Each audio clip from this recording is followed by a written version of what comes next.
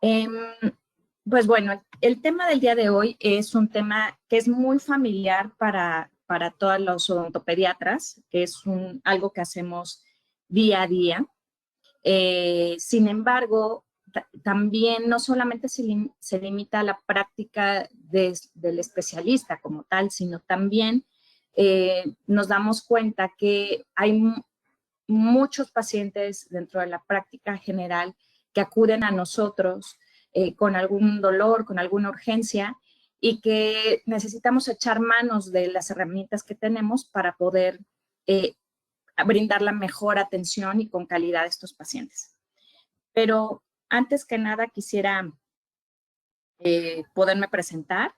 Yo soy la doctora Erika Cortés, soy originaria de la Ciudad de México, chilanga de nacimiento, ya viviendo aquí en León, Guanajuato desde hace 20 años, ya también soy mitad panza verde. Soy egresada de la licenciatura en la Facultad de Estudios Superiores de Iztacala y pertenezco a la primera generación de la maestría en odontología pediátrica de aquí de la Universidad de La Salle Bajío.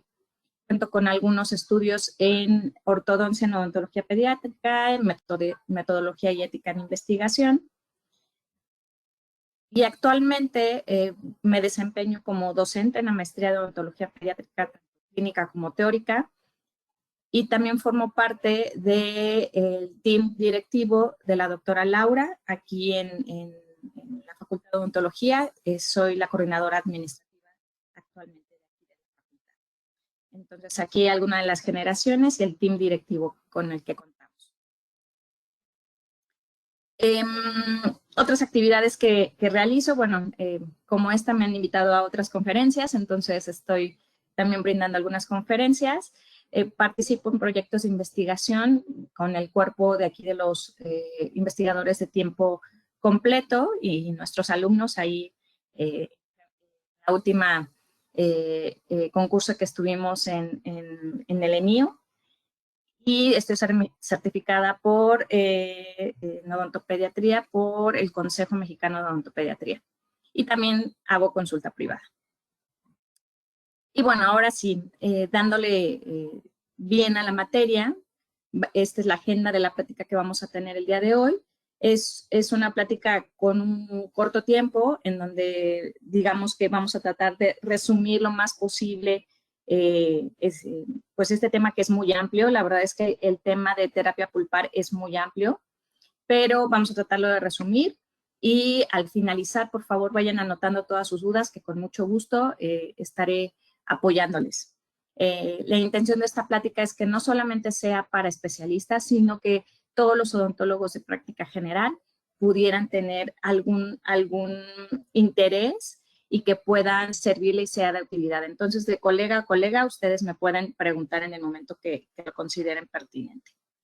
Entonces, vamos a revisar un poco los conceptos básicos sobre qué tenemos que saber con respecto a las pulpectomías, qué tenemos que saber para poder elegir una técnica u otra. Vamos a hablar un poco de diagnóstico para poder determinarle. Vamos a ver los factores a considerar antes de elegir el tratamiento y ya revisaremos de manera particular lo que es la pulpectomía convencional contra la pulpectomía no instrumentada.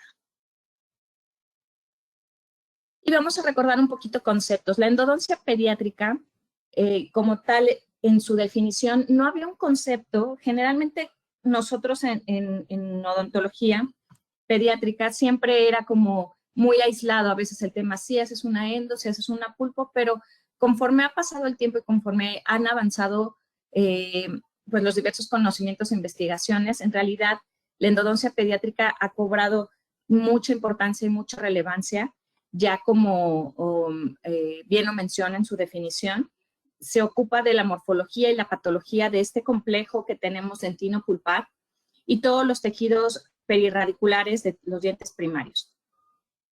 Nos enfocamos más en dientes primarios y en dientes permanentes jóvenes e inmaduros.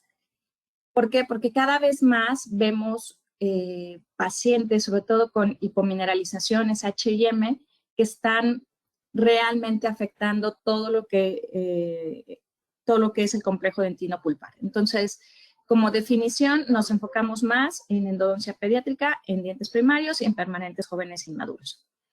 Y bueno, con esto todas las ciencias básicas, ¿no? La etiología, el diagnóstico, la prevención, el tratamiento de las enfermedades asociadas más a la pulpa y a los tejidos perirradiculares que están asociados. Entonces, con respecto a esto, me parece muy importante que revisemos antes que nada la anatomía de los dientes primarios. No me voy a enfocar a grandes cosas, sino en grandes rasgos importantes que ustedes tienen que saber. Obviamente, lo primero que podemos notar es que son de diferente tamaño, que son de diferente color, que tienen diferente forma, que sus cámaras pulpares se alojan de diferente forma, son más grandes. Digamos que también la curvatura que tenemos con respecto a las raíces es totalmente diferente a un diente permanente. ¿Y por qué son diferentes? Son más convexas, más delgadas, y esto es precisamente para poder alojar al germen del diente permanente. Entonces, digamos que la forma en cómo tenemos que abordar estos dientes es de alguna manera relacionada, pero muy diferente a lo que hacemos con los dientes permanentes. Entonces, con respecto a esto, también en años recientes, grandes investigadores han hecho, ya con toda esta nueva tecnología que tenemos de combin, de tomografías, etcétera, nos ha permitido conocer un poco más sobre la anatomía en dientes primarios. Y la anatomía en dientes primarios nos dimos cuenta que no solamente es como nos los enseñaron en la escuela, ¿no? Que son totalmente rectos, parejitos y que ibas a encontrar uno por palatino, dos vestibulares, sino que pues todos tienen relación.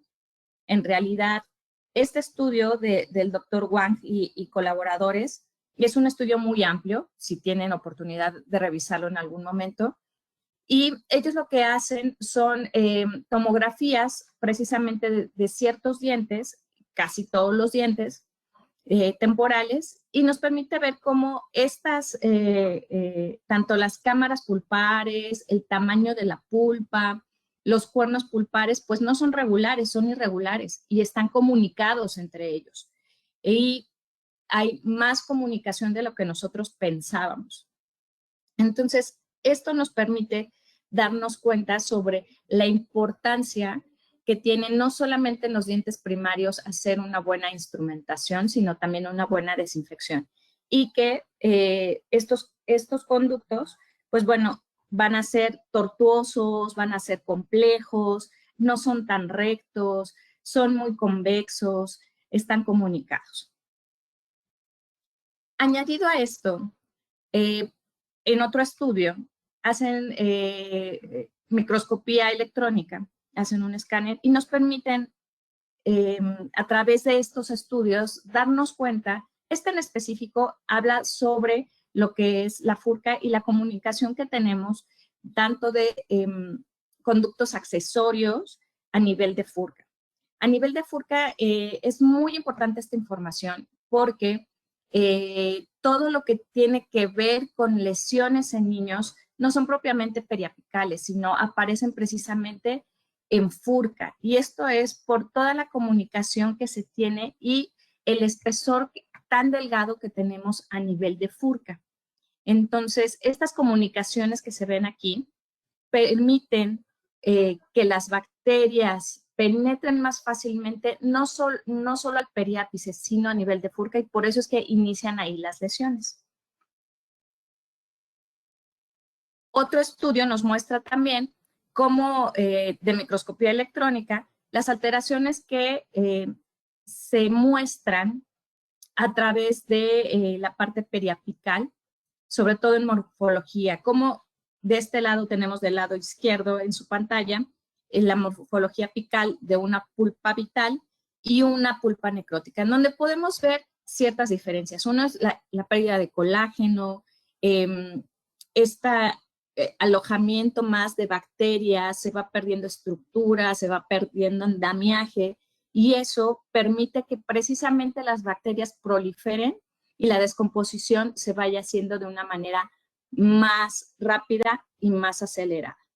Entonces, no es lo mismo hacer un tratamiento pulpar en un diente que ha estado relativamente vital en corto tiempo a un diente que llevamos con una patología periapical crónica y en donde ya la pérdida de estructura es muy acelerada, en donde ya en realidad estos dientes no van a tener la misma respuesta que un diente que ha sido recientemente tratado a nivel vital.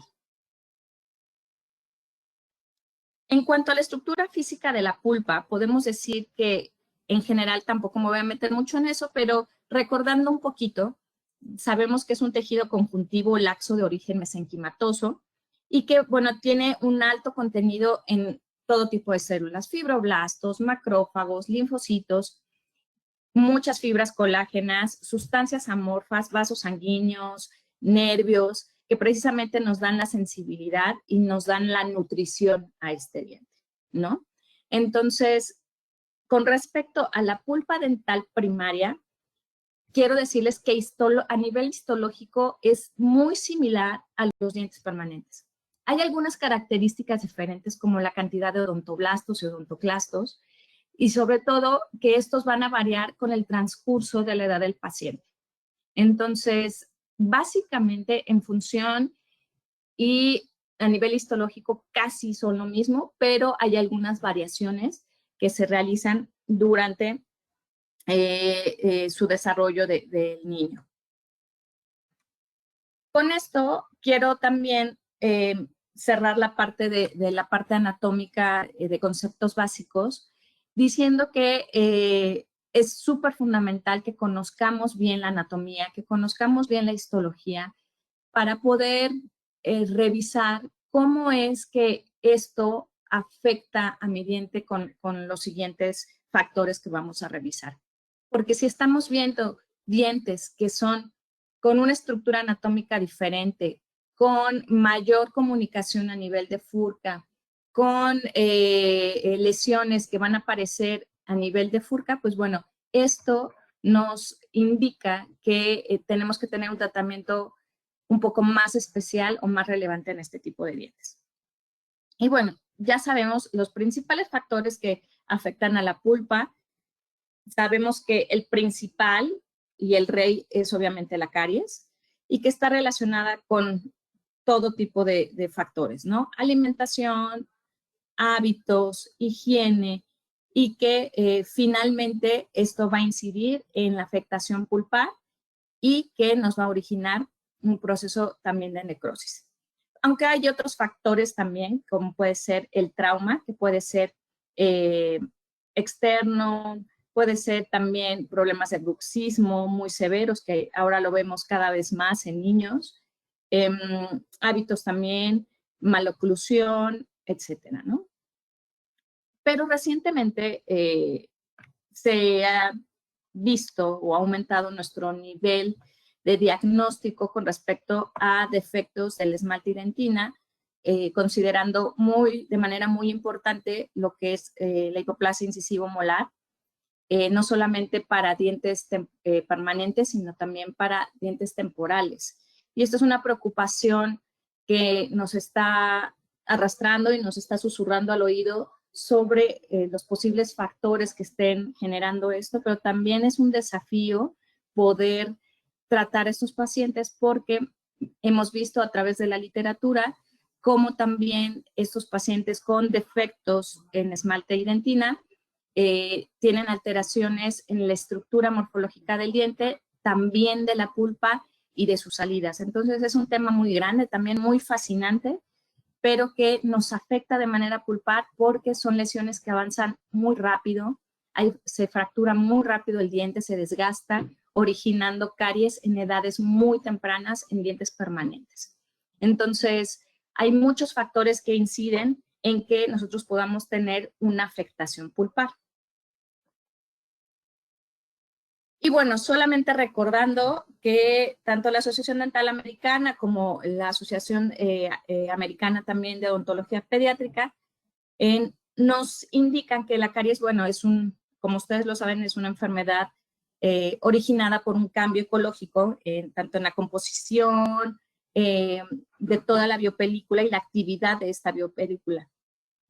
Y que va a depender de la alimentación, de los carbohidratos que estamos ingiriendo, los que son fermentables, que va a romper con este equilibrio que vamos a tener entre la desmineralización y la remineralización.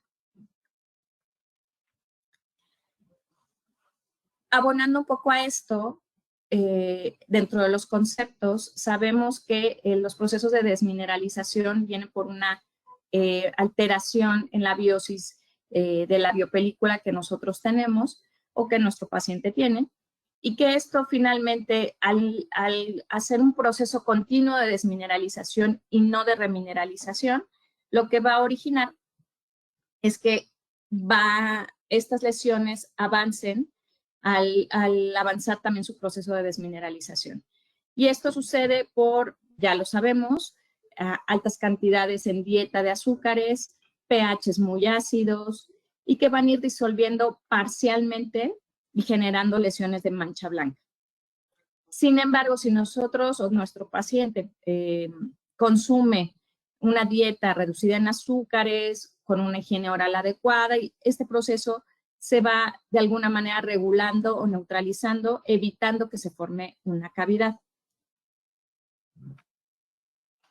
Desafortunadamente, lo que vemos actualmente en el mundo y que la World Health Organization también nos marca es que los índices de caries en el mundo pues son excesivamente altos. Es una enfermedad en la que no hemos avanzado en el sentido de poderla erradicar, no hemos avanzado en que realmente la gente se concientice acerca de su salud bucal, porque tiene que ver con muchos factores, tiene que ver con la alimentación, la calidad de la biopelícula, hábitos de higiene, factores propios del huésped también, condiciones sistémicas, pero que eso aunado al tiempo, pues van generando un proceso que va a ser multifactorial, que ha avanzado mucho a nivel mundial con el cambio de dietas azucaradas. Entonces, cada vez es más recurrente que nosotros tengamos que hacer este tipo de tratamientos y procedimientos en pacientes.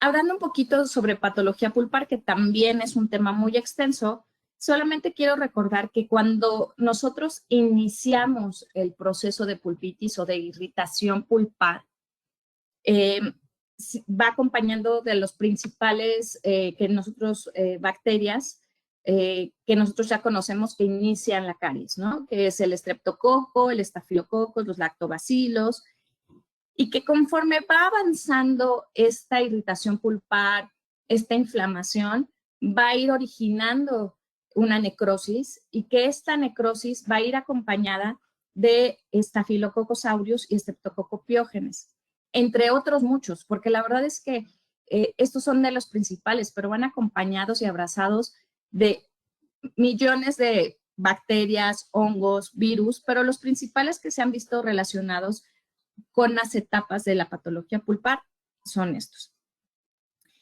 Y que posteriormente, cuando se origina la necrosis, pero ya se origina una inflamación periapical, predominantemente vamos a ver porfiromonas, fusobacterios y peptostreptococos.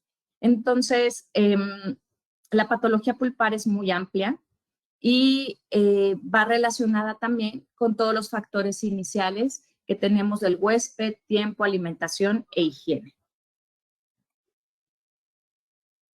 Con respecto a esto, es importante, antes de elegir un tratamiento pulpar, ya sea uno u otro, saber diagnosticar efectivamente a nuestros pacientes, porque es cierto que a veces nos llegan las mamás tan desesperadas o nos llegan los pacientes con tanto dolor que omitimos, no de manera intencional, sino más bien en este rush de la urgencia, hacer un buen diagnóstico. Y un buen diagnóstico es fundamental para poder instalar algún tratamiento que de verdad sea el correcto. No hay que realizar tratamientos si el diagnóstico es incierto, si no tenemos los suficientes datos, si no sabemos exactamente los datos de dolor, etcétera, etcétera. Necesitamos tener un buen diagnóstico. Si no tenemos un diagnóstico correcto, vamos a originar muchas iatrogenias, y eso lo vemos de manera muy común en el posgrado. Tratamientos que fueron realizados en otros consultorios, en otras instituciones, etcétera, que desde un inicio el diagnóstico no fue el correcto y por ende el tratamiento tampoco fue el correcto, o el manejo, y caemos en iatrogenias. Entonces, esto es importante. Con respecto a esto, los pasos que nosotros podemos llevar para hacer un adecuado diagnóstico, fundamentalmente es una historia clínica. Si no podemos hacer una historia clínica tan completa, debemos de contar con una historia clínica de urgencias, cuando menos, para poder determinar qué medicación está tomando, cuándo fue que inició el dolor, si pudo dormir, si no pudo dormir, si tuvo fiebre, si no tuvo fiebre, etcétera, ¿no? Es fundamental también conocer un poco del entorno del paciente, si es un paciente que lo resguarda la mamá, está en guardería, lo cuida la abuelita, para poder conocer también el contexto de este paciente en general y poder saber cómo tratarlo. Fundamental también hacer una buena examinación clínica en donde nos permitan hacer una buena palpación, revisar muy bien al paciente, muy buena iluminación, muy buenos espejos, para poder realizar una buena examinación clínica considerando la edad de cada uno de los pacientes. No es lo mismo tratar un niño de 2, 3 años a un niño de 8 o 9 años, ¿no? Entonces hay que considerar también en la examinación estos factores. Además de ello, ya actualmente contamos con muchas herramientas diagnósticas para poder determinar cuál es el mejor tratamiento, pero sobre todo para poder hacer un buen diagnóstico. Dentro de ellos tenemos la imagenología, que ya actualmente también está súper avanzada, exámenes de laboratorio en caso de ser necesarios, que hemos tenido algunos casos que desafortunadamente han caído en algún otro tipo de enfermedades, tales como leucemia, etcétera. Test mecánicos en caso de ser posible, test de sensibilidad, de vitalidad y algunos otros aditamentos que pueden ser la transiluminación y el espectro. Con respecto a ello, pues dentro del diagnóstico hay varios protocolos que manejamos, no solamente en pediatría, sino también es a nivel adulto. De las principales organizaciones que cuentan con buenos protocolos de diagnóstico previo es el Caries Care International y Cambra, que viene de la CDA, de la parte de California, de la American Dental Association de California, y que nos dan ciertos lineamientos para poder llevar a cabo una correcta, no solamente diagnóstico, sino prevención, y da algunos lineamientos sobre los pasos a seguir en cuanto a tratamiento, que casi todos se enfocan en lo que es la mínima intervención, ¿no? En hacer el riesgo, analizar o determinar el riesgo de caries, analizar las lesiones, tanto clínicamente, radiográficamente, para poder decidir un plan de atención personalizado y con ello poder desarrollar posteriormente un manejo preventivo. Dentro de ellos, nosotros estamos en el plan de atención personalizado, sin embargo, no nos olvidamos de todos los protocolos previos, ¿sale?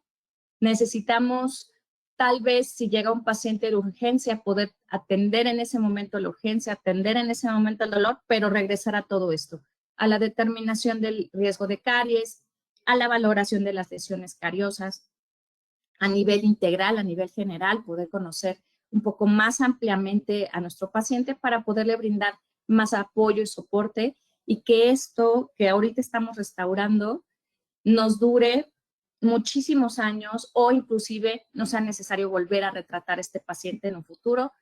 El objetivo es tratar de hacer niños con 0 caries, sería lo ideal. Sin embargo, sabemos que necesitamos un acompañamiento con nuestros pacientes. Entonces, nosotros generalmente en lo que es patología pulpar, podemos ver que sobre todo las lesiones que vamos a analizar hoy que caen dentro del tratamiento pulpar de pulpectomía, pues están catalogados dentro del ICDAS 5 y 6.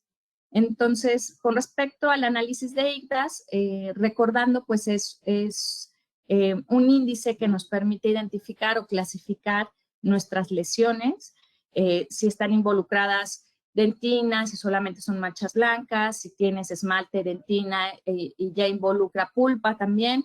Entonces, nuestras lesiones van a caer aquí, en lo que es las lesiones más avanzadas, más severas y que están entre un ICDAS 5 y 6.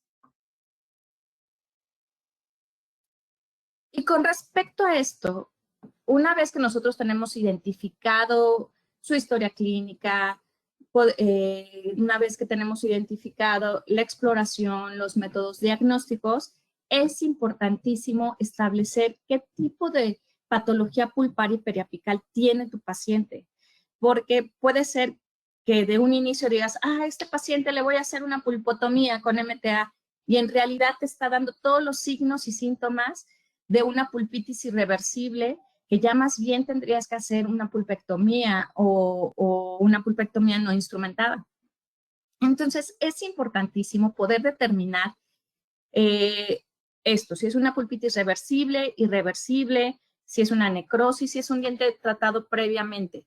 Y eso te lo va a dar todos tus métodos diagnósticos, tu historia clínica y tu examinación para poder determinar en qué categoría está tu paciente de patología pulpar.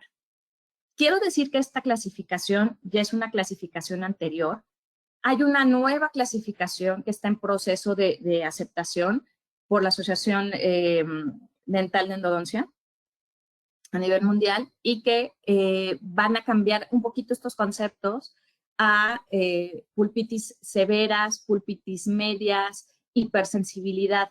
Entonces, hay que estar atentos a esta nueva clasificación porque van a cambiar ciertos paradigmas de cómo nosotros veníamos viendo lo que es la patología pulpar.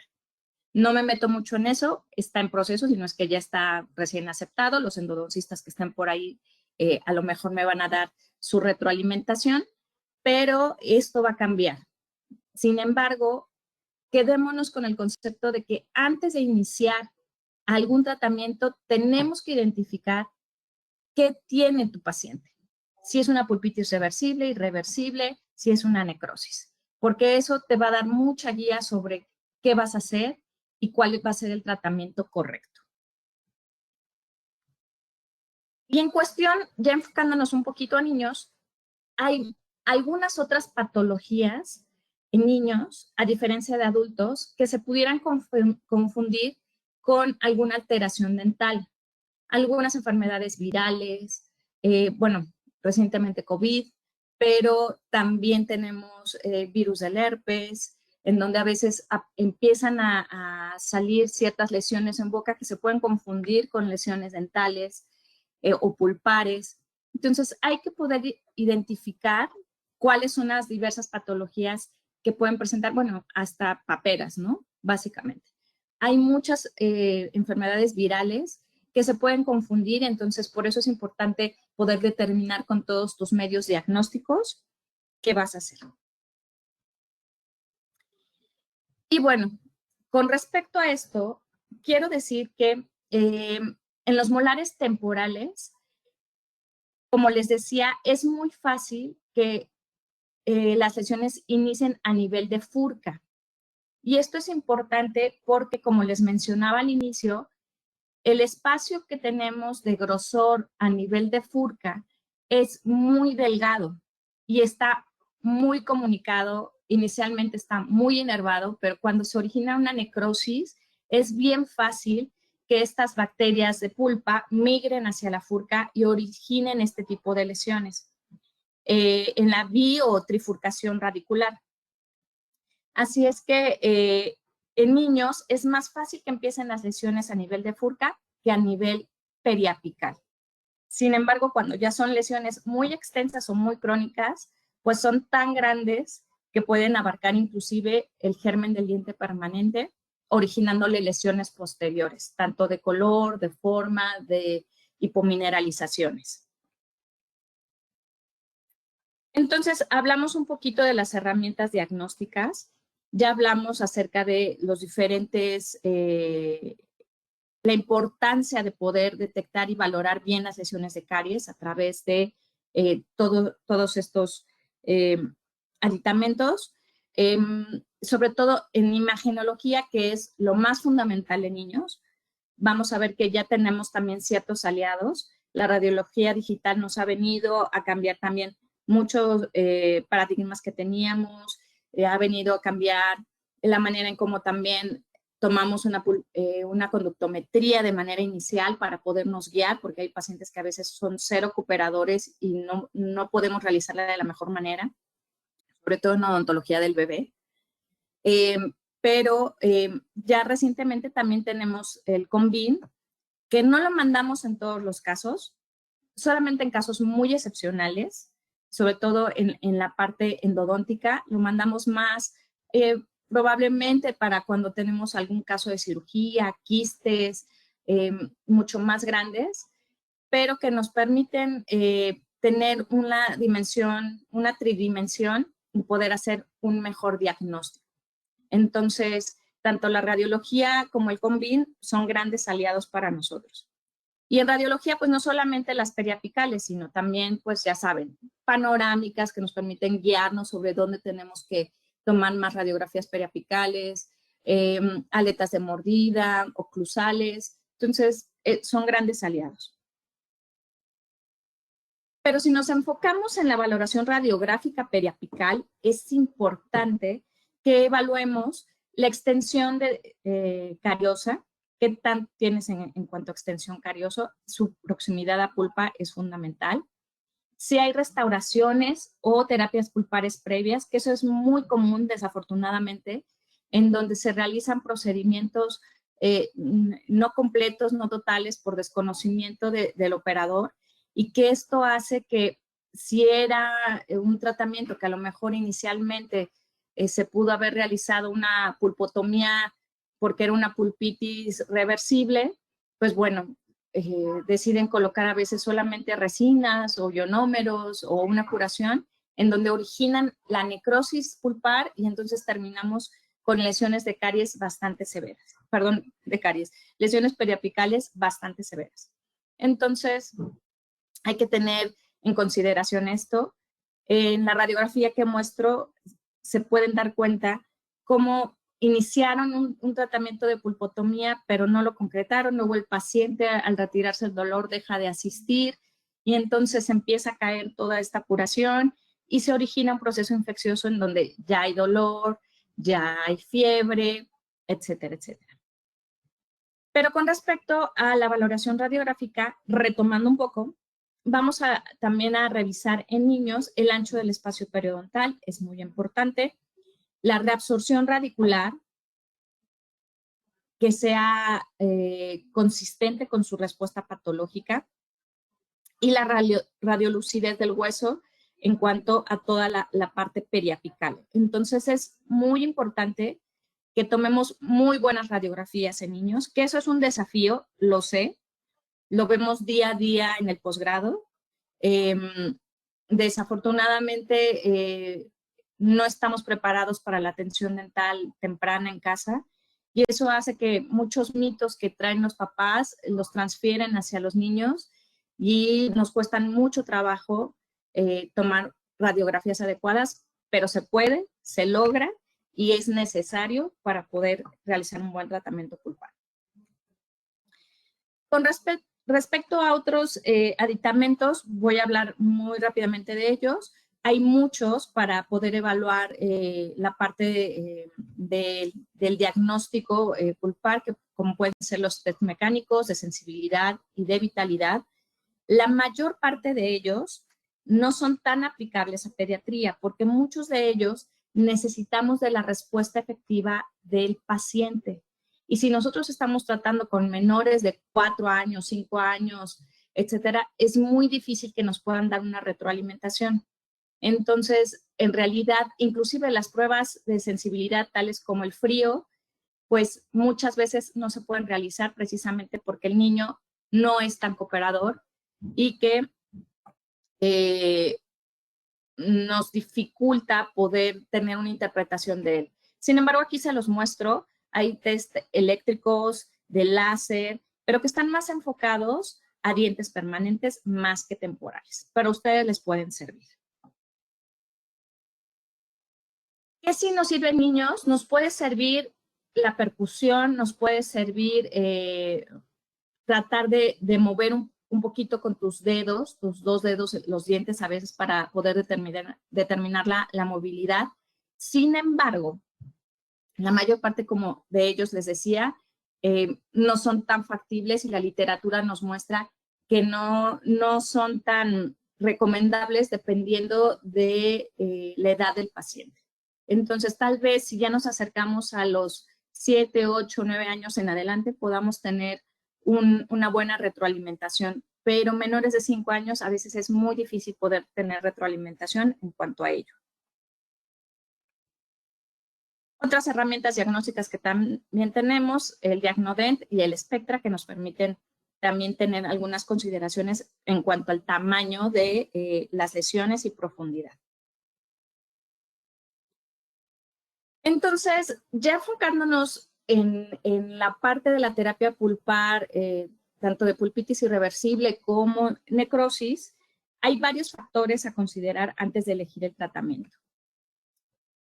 Con respecto a esto, y les decía, para el diagnóstico pulpar hay que tener una muy buena historia clínica, hay que tener una muy buena examinación, tanto intraoral como extraoral, determinar si hay ganglios involucrados, si hay una inflamación severa, si tenemos celulitis, si solamente tenemos un tracto sinuoso, etcétera, ¿no?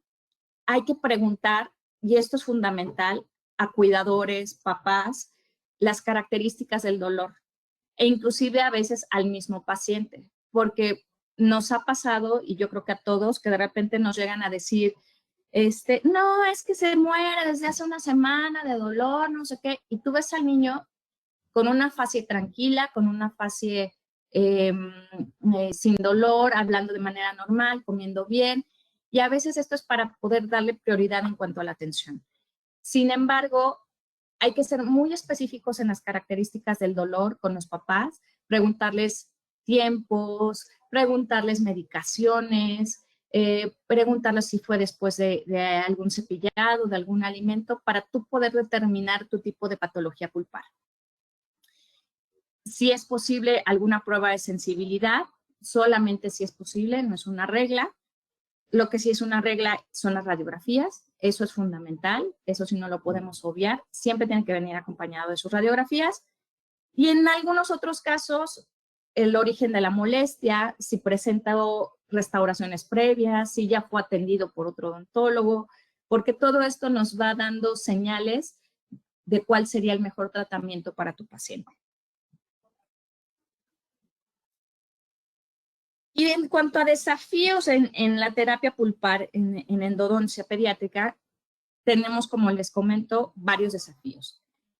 Número 1, la edad. La edad es un factor que nos complica mucho a veces poder realizar un adecuado diagnóstico y un adecuado tratamiento porque pues, son pacientes definitivamente no cooperadores, muchos de ellos.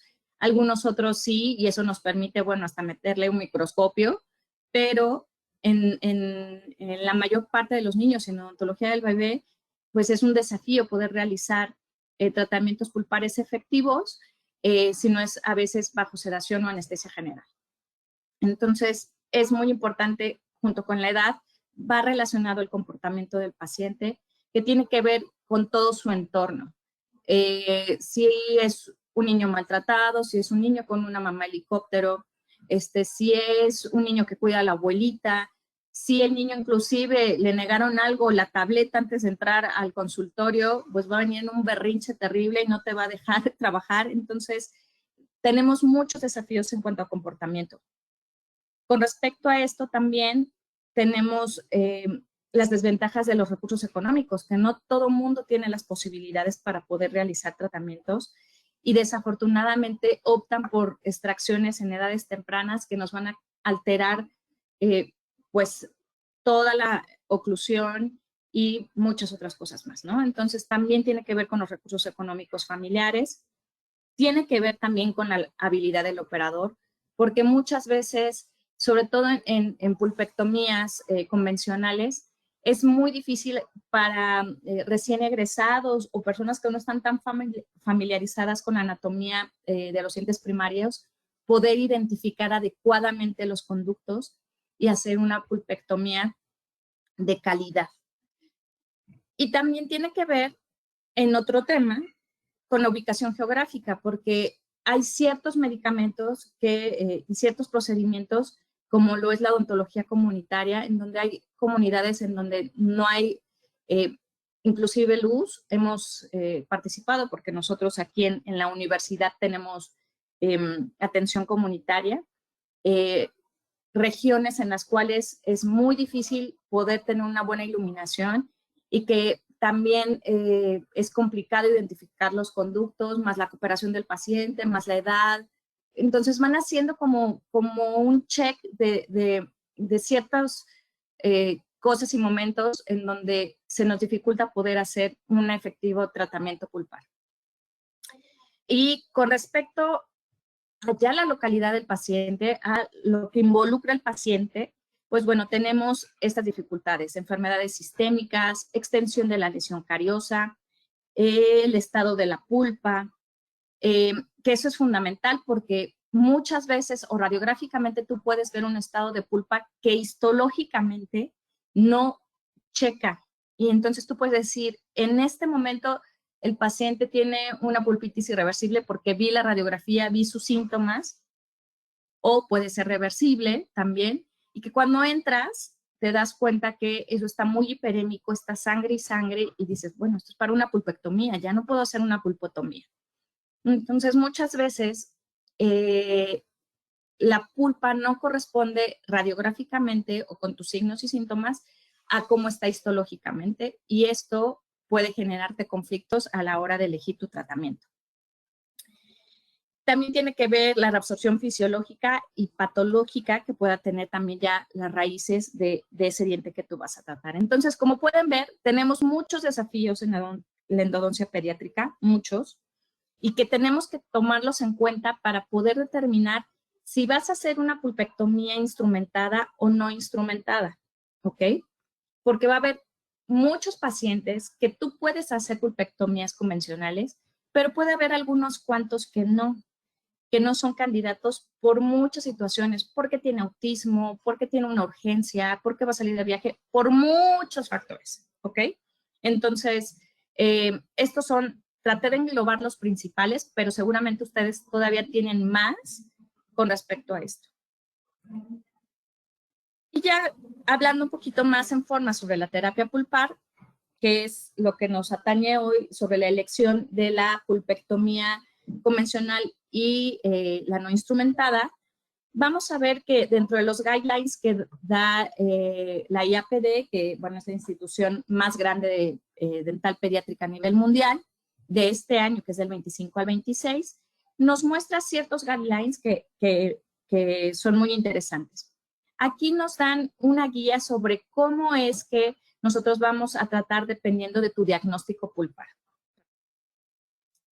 Y podrán ver en el recuadro de su lado derecho, donde dice pulpitis irreversible y necrosis, que sí o sí tenemos que evaluar si es restaurable o no es restaurable. Si es restaurable, entonces y tiene una reabsorción externa e interna mínima, vamos a guiarnos hacia la pulpectomía y posteriormente a la colocación de una restauración efectiva adecuada. Sin embargo, hay ciertas excepciones en donde puede ser que tu diente lo tengas que conservar porque el paciente no tiene, si se lo extraes, para un mantenedor de espacio. Y entonces prefieres mantenerlo como un diente, un mantenedor de espacio necrótico, pero que no va a originar algún tipo de lesión y que va a mantener por cierto tiempo ese espacio mientras la mamá puede conseguir para un mantenedor de espacio, por poner un ejemplo. Entonces, en alguno de estos casos, puede ser que o se decida la extracción o se decida precisamente la esterilización de lesiones y que ahí involucra lo que es la parte del CTZ, el Trimix y todas las pastas preantibióticas.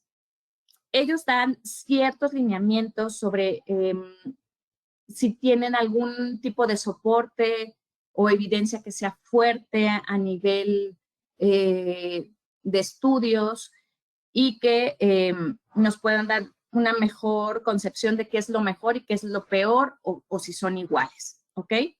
Aquí ellos mencionan con respecto a la pulpectomía, pues las pastas yodoformadas con hidróxido de calcio, el SOE y el yodoformo puro, que son lo que tienen más estudiado a nivel mundial y que ellos han hecho ya todo el análisis de esto. Entonces, en resumen, quiero darles una concepción de más o menos, esto es a nivel muy general, pero el tratamiento por patología pulpar. Si nos enfocamos en pulpitis irreversibles, necrosis y tratamientos tratados inicialmente, vamos a ver que las pulpitis reversibles obviamente es en dientes que son vitales y la parte de las pulpitis irreversibles, necrosis, son dientes que ya van migrando a la necrosis o que ya están necróticos o que ya han sido tratados previamente. Entonces, dentro de ellos vamos a ver, no me voy a enfocar en la parte de pulpitis reversible porque no es el tema de hoy, sino más bien en esto, en los diagnósticos de pulpitis irreversible, necrosis pulpar y dientes tratados previamente. Que bien tenemos la pulpectomía, ya sea instrumentada o la esterilización de tejidos. O definitivamente son dientes que están indicados para extracción. Entonces, si hablamos de pulpectomía convencional, vamos a ver que la pulpectomía convencional, como todo el mundo lo sabe, y si no repasemos un poquito, es el procedimiento endodóntico en donde se retira la totalidad de la pulpa, tanto cameral como radicular. Lo ideal, la teoría dice que deberían ser en raíces intactas, ¿no? Entre comillas. Pero en realidad en los niños nunca nos vamos a encontrar raíces totalmente intactas, porque en cuanto terminan de formar totalmente su raíz, casi a la par empieza una degeneración. Entonces, raíces intactas es difícil que nos encontremos, pero cuando menos que tengan 2/3 de su raíz. Eso es importante, ¿ok? Porque si no tenemos 2/3 de la raíz, una pulpectomía convencional no nos va a dar, ¿ok? La reabsorción tiene que ser, como les decía, mínima y va a tener, y el enfoque es más bien, no tanto como en odontología en adultos, que en donde tienes que formar un conducto, hacer una conicidad y entonces si lo vas ampliando para que te baje la gutapercha. En este caso no. En el caso de los dientes temporales, es solamente una eliminación químico-mecánica. Entonces, nuestra intención es solamente quitar el paquete vascular necrótico o afectado y tratar de eliminar químicamente, a través de la irrigación efectiva, la mayor cantidad de bacterias que puedan estar presentes en los conductos accesorios. Ese es nuestro objetivo. No crear un superconducto grande, sino porque ya los conductos de los niños son grandes. Es más bien la desinfección. Entonces, esto con la intención, obviamente, de preservar el diente para poder preservar todas sus funciones, tanto de espacio, de fonación, de masticación, y que le permitan al niño desarrollarse de una manera adecuada.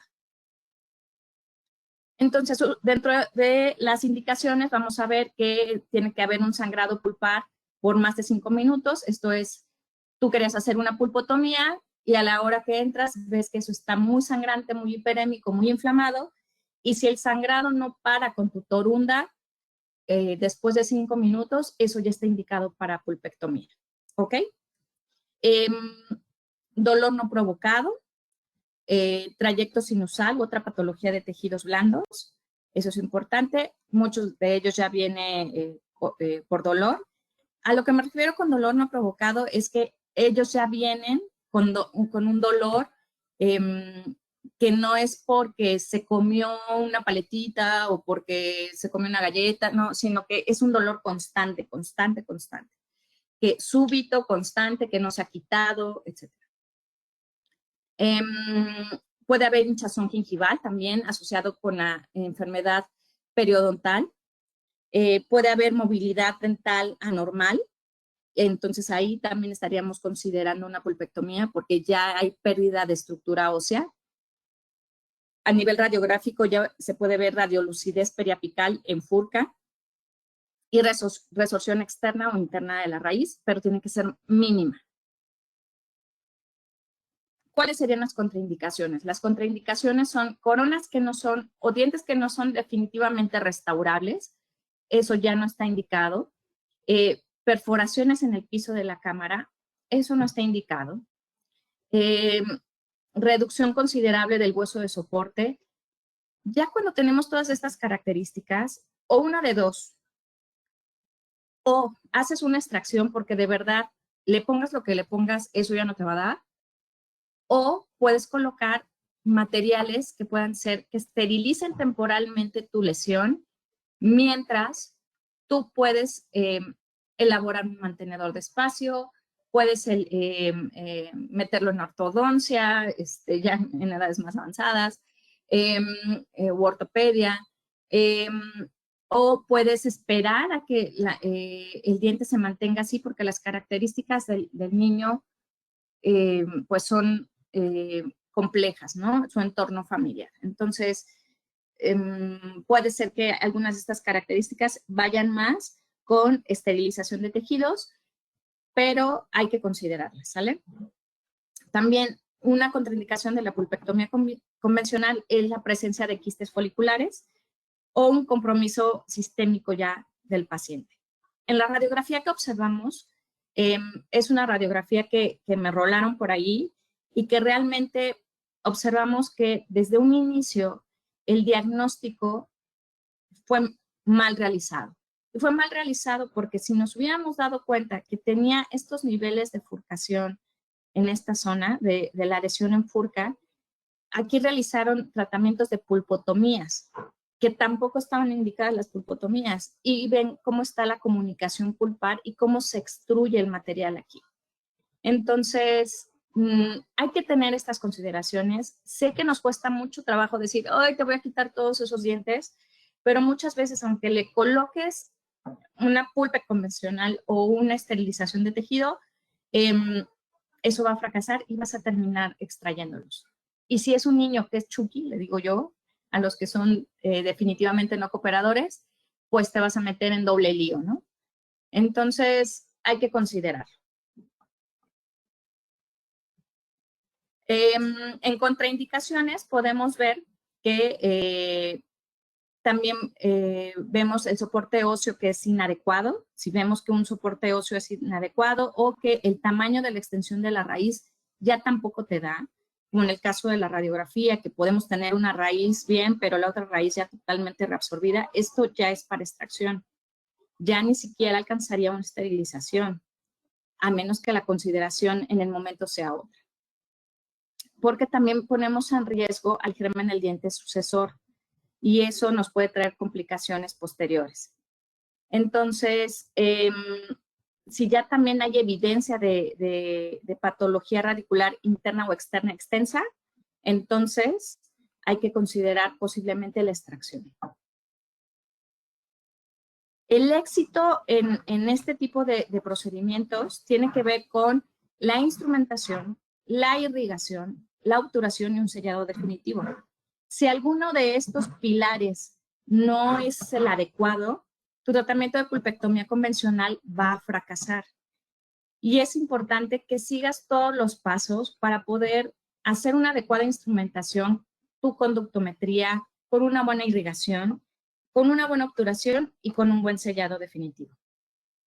Aquí es un esquema sobre cuáles serían los pasos o lo que realizamos comúnmente para este tipo de procedimientos, que van desde una adecuada valoración diagnóstica, una adecuada anestesia, aislamiento, una apertura de la cavidad que te permita ver bien tus entradas de tus conductos, un lavado adecuado, inicialmente puede ser con suero fisiológico y posteriormente una adecuada conductometría, una desinfección adecuada, una instrumentación adecuada, subiendo entre 2 limas más allá de tu lima inicial, secar bien, obturar, y obturar no solamente bien tus canales radiculares, sino también tu cámara pulpar para poder obtener una restauración que selle bien y que sea efectiva para que no tengamos reincidencias. Puede ser que estos tratamientos de pulpectomía los puedas realizar entre 1 a 2 visitas, dependiendo de las características de infección que pueda presentar tu paciente, de severidad en cuanto al cuadro infeccioso o de hiperemia que tengamos en el conducto. Actualmente ya tenemos muchos aliados en cuanto a instrumentación. Normalmente utilizamos limas de 21 milímetros tipo K. Actualmente ya tenemos la instrumentación rotatoria, que es una chulada, porque nos permite reducir tiempos operatorios, pero que tampoco es para todos los casos. O sea, sí tienes que valorar bien la integridad de tus raíces, porque sí puedes llegar a generar perforaciones si no utilizas bien el rotatorio. Entonces, ambos se utilizan bien, tienen iguales parámetros de efectividad. Lo único que mejora el rotatorio y que se ha visto en los estudios es el tiempo. En cuanto a irrigación, hay también mucho debate en cuanto a irrigación. Quise colocar este estudio porque es un poquito más enfocado a pulpectomías, en donde nos muestra los diferentes materiales de irrigación que nosotros tenemos, tales como la clorhexidina, el hipoclorito de sodio, la solución salina, el EDTA, el ácido cítrico o el suero con hidróxido de calcio, en donde se ha mostrado, y siempre va a ser el rey, el hipoclorito de sodio, al 5.25%. Siempre, porque si es bactericida, sí te va a disolver los tejidos, si es lubricante, sí va a haber un barrido mecánico.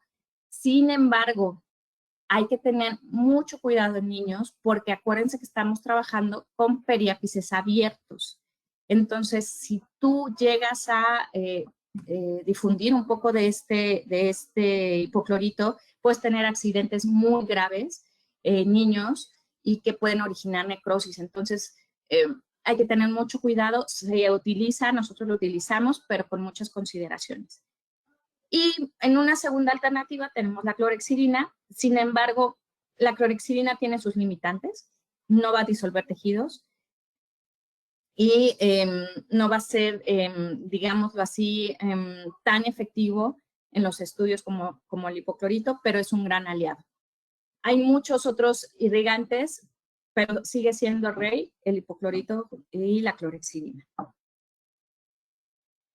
También en cuanto a materiales de obturación en las pulpectomías, vamos a ver que tenemos una gran variedad y históricamente se han utilizado una serie de materiales que han sido muy buenos, pasando del hidróxido de calcio puro, solo el óxido de zinc y eugenol.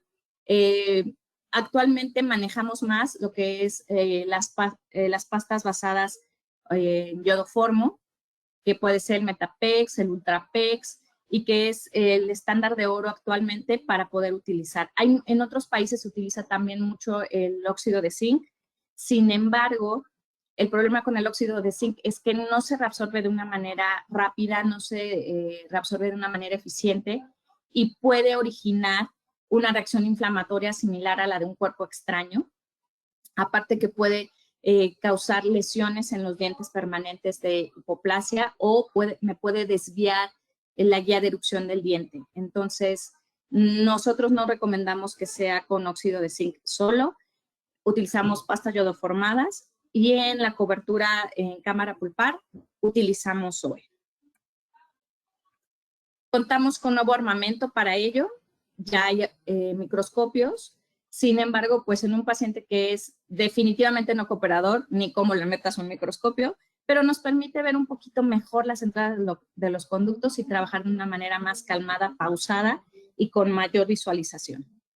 Ya existen también los localizadores de ápice, aunque los localizadores de ápice, digamos que hay muy pocos estudios dentro de la eficacia, sin embargo, actualmente se están utilizando, aunque nos pueden dar falsos positivos por la apertura que tiene a nivel apical. Las limas rotatorias de níquel titanio y el láser también tenemos ya como utilizándolo para poder dar una adecuada desinfección. En cuanto a los efectos adversos de la pulpectomía convencional, a nivel general, vamos a ver que hay un cambio de coloración en las piezas. Es un color, les digo, amarillo tipo Bob Esponja, el de las pastas yodoformadas. Entonces, va a teñir el diente y eso cuando haces una restauración en dientes anteriores te puede traer complicaciones. Así es que hay que considerarlo. Puede adelantar la reabsorción de las raíces. Eso es importante también decirlo. Hay estudios en donde se ha evaluado este tipo de adelantamiento en cuanto a la reabsorción de las raíces versus su contralateral, pero que eso también tiene que ver con el proceso patológico previo, con el andamiaje que tenía previo ese diente. Entonces involucra muchas cosas, no solamente per se el material que tú utilices. Y como les decía, puede haber un cambio en el patrón de erupción del diente permanente con el SOE o con algún otro material si la lesión fue muy crónica. Si pasó años para que lo pudieran rehabilitar y la lesión fue crónica, hay cambios en los patrones de erupción, sí o sí. Puede originar también la pulpectomía convencional, hipoplasias del esmalte, y en algunos casos se ha reportado quistes radiculares debido a la irritación del material de la obturación, sobre todo con el SOE. Este es un pequeño casito. Pertenece a una de nuestras actuales estudiantes. Está muy fresquito, pero se los quise presentar. Él es Michael. Michael tiene 4 años, acude con nosotros, según su mamá, nos refiere con dolor desde hace una semana. Cuando se presentó con nosotros, sí presentaba dolor, ya no agudizado, pero sí presentaba dolor. Y se decidió ingresar al posgrado precisamente como un caso de urgencia para eliminar el dolor. En este caso, vemos su radiografía de inicio en la parte superior, en donde vemos la comunicación pulpar que ya existe por parte del diente y el inicio de lesión a nivel de furca, que también tenemos aquí. Entonces, se decide tomar la conductometría para poder realizar un efectivo tratamiento de conductos. Y eso fue muy exitoso. Michael regresó a la semana siguiente, ya para entonces iniciar ya un tratamiento de rehabilitación en forma. Entonces, lo que nos permitió hacer el tratamiento inicial de la pulpectomía es poder controlar el dolor. Michael en esa cita fue definitivamente no cooperador, llevaba una semana de dolor, nadie coopera con una semana de dolor, sin haber comido bien, etcétera. Y ya para la semana siguiente, Michael ya era cooperador, ya lo que nos ayudó fue que nos cooperara para tomar fotografías, para tomar radiografías y que pudiéramos iniciar ya ahora sí a un tratamiento de rehabilitación integral. Este caso es de la doctora Beatriz Almaguer, que está actualmente con nosotros en el posgrado de pediatría. Y cerramos la parte de pulpectomía convencional, que creo que eso más o menos lo manejamos casi todos, porque tanto en los fundamentos en nuestras escuelas nos han enseñado cuando menos a hacer una de manera convencional. Tal vez de lo que no tengamos tanto conocimiento es de las pulpectomías no instrumentadas, que es en lo que voy a hablar a continuación.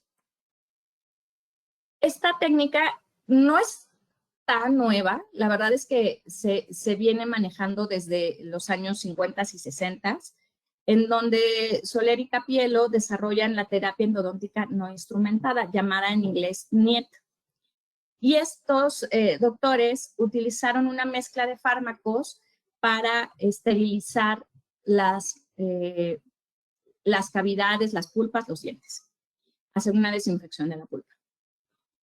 Entonces, a partir de ello, se crea el concepto de la esterilización de la lesión y reparación de los tejidos, LSTR por sus siglas en inglés, en donde ellos empleando estos fármacos, crean una esterilización de la lesión. Y con ello va a haber una reparación de los tejidos circundantes. La LSTR, en su forma más pura, y lo digo más pura, ellos hablan sobre que no requiere instrumentación para poder obturar los canales, los conductos radiculares, lo que eso nos causa un show y un impacto de, ¿y cómo no voy a retirar el paquete necrótico que está ahí? Inicialmente así fue, es solamente abrir la cavidad, lavar con lo que tengas y colocar tu medicamento. Sin embargo, creo que a través del tiempo también ha habido algunas modificaciones y nos ha permitido utilizar los aditamentos que utilizamos en una pulpectomía convencional para poder mejorar las tasas de éxito del LSTR, ¿no? de la esterilización. Entonces, con respecto a esto, se difundió más a nivel Latinoamérica y puedo decir en México por el doctor Walter, brasileño, que todo mundo odontopediatra lo puede ubicar porque él estuvo en Londrina, en Brasil, él es de allá y creó, es el padre de la odontología del bebé, es el padre de de la utilización de muchos medicamentos que utilizaron en su momento en Brasil porque tenían unas condiciones socioeconómicas muy bajas y que pues había que improvisar, ver qué podía ser más económico, pero que a su vez pudiera ayudar a la población para poder mejorar estas tasas de índice. Entonces, creó una clínica de prevención para bebés, la utilización de Saforide inició también ahí a nivel Latinoamérica y también lo que es la utilización por parte de él de CTZ se difundió y a nosotros ya nos llegó, puedo decirlo, en México probablemente hace unos entre 10 a 15 años aproximadamente. Entonces, él hizo un estudio en 116 pacientes desde el 65, en donde vieron que las tasas de éxito clínico eran muy altos. Entonces, se empezó a difundir más la utilización de este. Dentro de los medicamentos que se utilizan para esta técnica, generalmente son antibióticos de amplio espectro, que son eficaces tanto para microorganismos gram positivos como gram negativos, y que también, obviamente, al ser de alto espectro, tienen incidencia con hongos y demás microorganismos que pueden ser anaerobios. Entonces, por eso es que ha sido muy efectivo. Los principales que se han utilizado son las tetraciclinas, el metronidazol, el ciprofloxacino y algunos vehículos acompañados con ellos, que es el macrogrol, el propilenglicol y el eugenol. Hay gran variedad de pastas.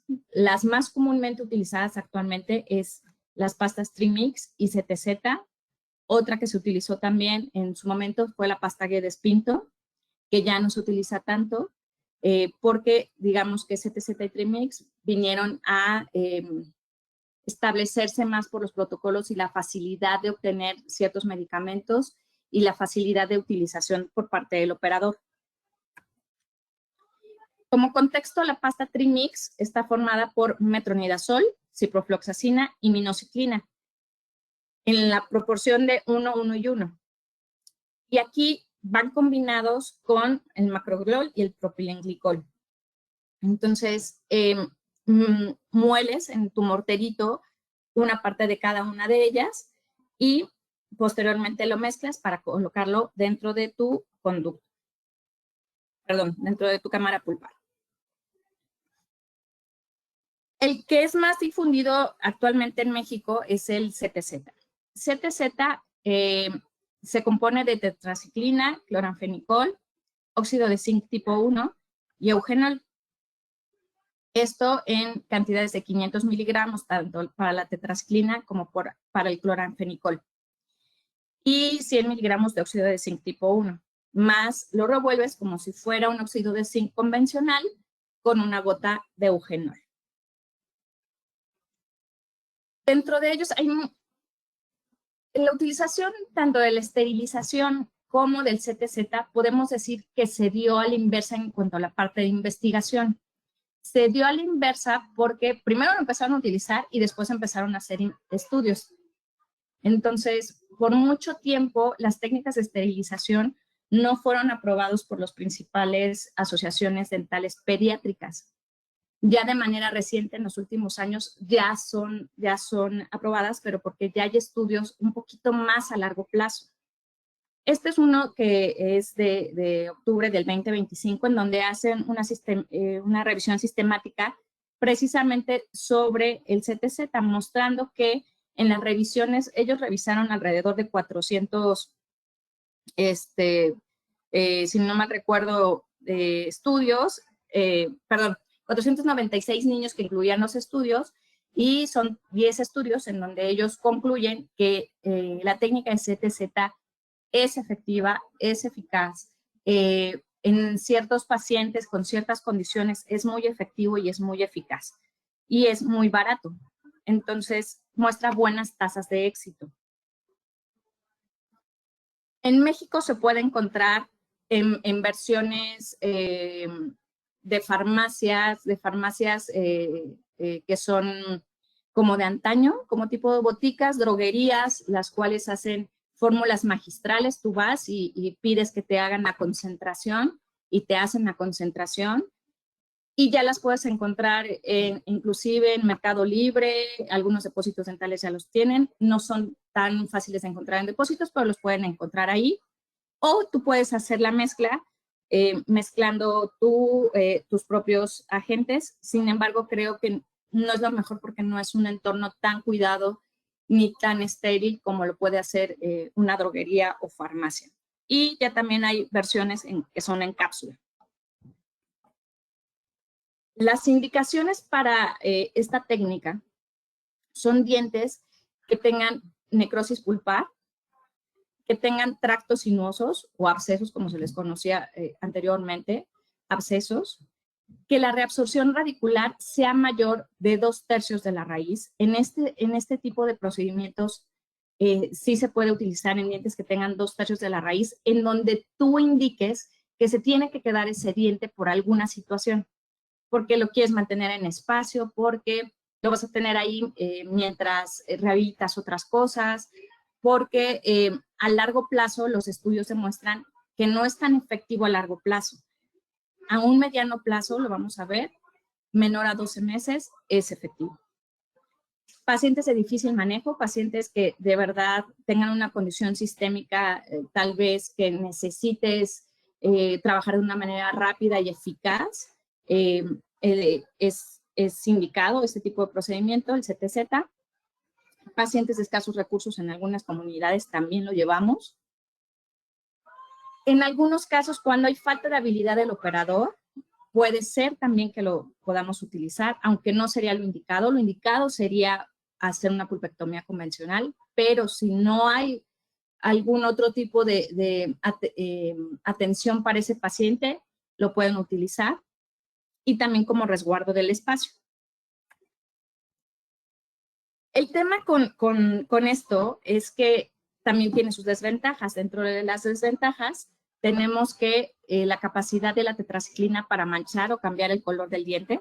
Eso puede ser que, y sí se ha mostrado en algunos estudios, que puede originar hipoplasias o manchas en los dientes subsecuentes, sobre todo si se tuvo mucha exposición. Por eso lo importante de dejarlo solamente en cámara pulpar, que no baje. Y en algunos casos con algunos otros medicamentos como el cloranfenicol puede también tener cierto tipo de toxicidad. Entonces hablamos que dentro de las ventajas va a ser que elimina bacterias, sí las va a eliminar, va a penetrar dentro de los conductos accesorios por difusión de estos medicamentos, de estos antibióticos, y ha mostrado éxito clínico. Dentro de las desventajas es que se sigue investigando más a mediano plazo. Puede haber efectos secundarios dentro de los antibióticos que se emplean, ciertas reacciones alérgicas, y pueden aparecer cepas resistentes a los antibióticos. Lo más indicado, como les decía, niños no colaboradores, raíces que se reabsorbieron de manera anticipada patológicamente, tratamientos de pulpitis irreversibles y presencias de abscesos o necrosis pulpar. Dentro del los pasos que seguimos en esto es la valoración diagnóstica, que es fundamental, como ya les decía, anestesia, aislamiento, apertura de la cavidad, que se vea muy bien tu cámara pulpar, una adecuada instrumentación. Yo lo sugiero, sí instrumentar cuando menos a donde tienes la longitud para poder eliminar el paquete necrótico y la mayor cantidad de bacterias posibles en esos conductos. Hacer un lavado y desinfección, eso es importantísimo. Secar con una torundita de algodón y posteriormente eso ya obturar con tu cámara pulpar con el CTZ. Hacer una colocación de un material intermedio, en este caso puede ser IRM, ionómero de vidrio, y ya una restauración posteriormente en forma. Esta imagen es muy didáctica porque nos permite darnos cuenta de cómo la colocación de la pasta CTZ y penetra a través de los conductillos que vimos al inicio en anatomía del furca, permitiendo la difusión del material a través de estos conductillos o canalillos y permite la esterilización de la lesión, eliminando las bacterias que están ahí debajo, para que posteriormente se haga una remodelación y reparación de esa ausencia de hueso que tuvo esta lesión y repare el tejido. ¿Qué es lo que tenemos que analizar en pulpectomía y en la técnica de esterilización con CTZ? Hay que analizar las tasas de reabsorción radicular, qué tanto quieres conservar el diente por el nivel de reabsorción que tienes, el tiempo que tienes hasta la exfoliación, cuánto tiempo te va a durar ese diente, porque si son más de 24 meses, necesitarías hacer una pulpectomía convencional, no es tan recomendada la esterilización. Hay que ver la posición estratégica de tu diente en el arco, cuándo va a exfoliar, qué tanto te impacta si ya tienes algunas otras extracciones y la condición sistémica del paciente. Entonces, para ello, la reabsorción radicular, la pulpectomía mostró más tasas de éxito dentro de lo que es la pulpectomía que la esterilización de tejidos. Entonces hablamos que a largo plazo es mejor una pulpectomía convencional que una esterilización. Si tú quieres conservar tu diente más o menos 12 meses, puedes colocar tu CTZ sin ningún problema, pero no te asegura la técnica que puedas conservarlo más de 24 meses. Entonces, lo ideal es que siempre el estándar de oro va a ser la pulpectomía convencional. El CTZ ha demostrado ser un tratamiento de bajo costo que va a dar excelentes resultados clínicos y va a reducir la carga bacteriana a niveles mínimos. Y dentro de ello, como les mencionaba, la pasta al finalizar es una pasta que se ve amarillenta. Aquí lo pueden ver al final, es amarillenta. Se coloca solamente en la cámara pulpar como si fuera una pulpotomía y sobre ello ya se coloca un material intermedio.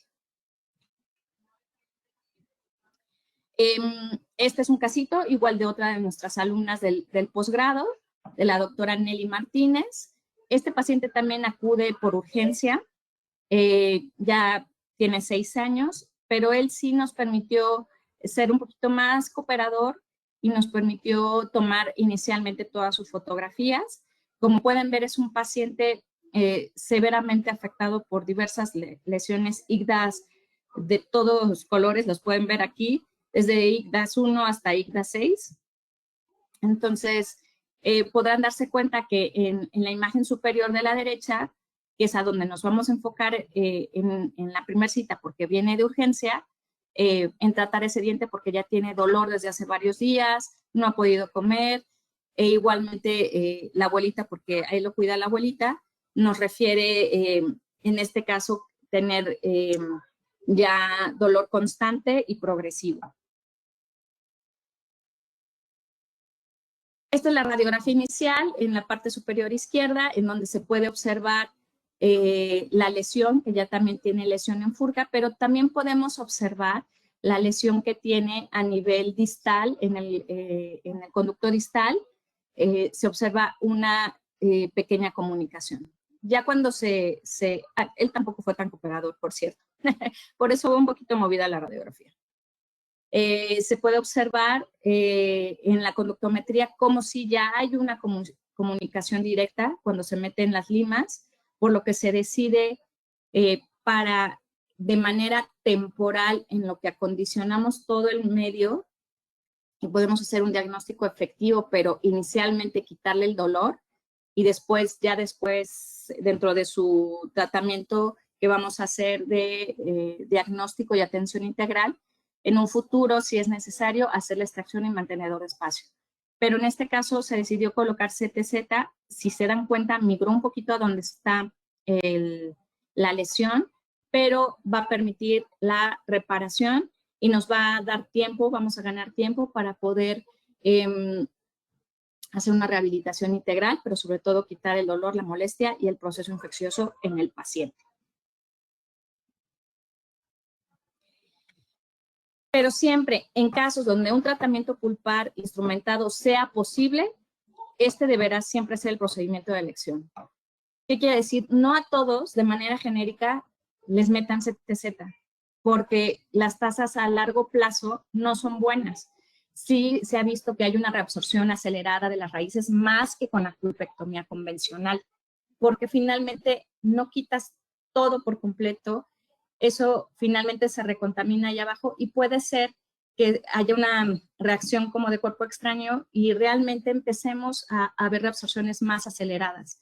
Entonces, siempre que sea posible, hagan una pulpectomía convencional, pero el CTZ es un gran aliado para casos específicos, complejos, en donde por sus condiciones socioeconómicas, por sus condiciones sistémicas, muestren que no es candidato para una pulpectomía convencional y echaríamos mano del CTZ.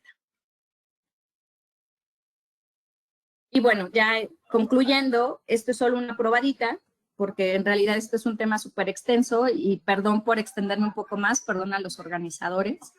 La intención es invitarlos también a que formen parte de nuestra deseada generación de la maestría en odontología pediátrica. Nos encantaría poderlos tener aquí. Arrancamos en septiembre, en donde vemos no solamente estos conceptos, sino vemos muchos otros de odontología pediátrica fascinantes, interesantes y que nos llenan de orgullo tenerlos aquí. Pueden contactarse si quieren tomar un screenshot de los datos por si están interesados. Nosotros nos encontramos en León, Guanajuato, y la coordinadora es la doctora Gloria Ariadna Luébano. Vienen todos los datos, o si no, pueden contactarme directamente a mí en mi correo electrónico, que pueden verlo a continuación. Les agradezco enormemente haber permanecido en la charla. Espero que les haya sido de interés, de utilidad y que puedan aplicarlo dentro de sus armamentos, dentro de su consultorio. Les agradezco mucho. Cedo la palabra ahora a los organizadores.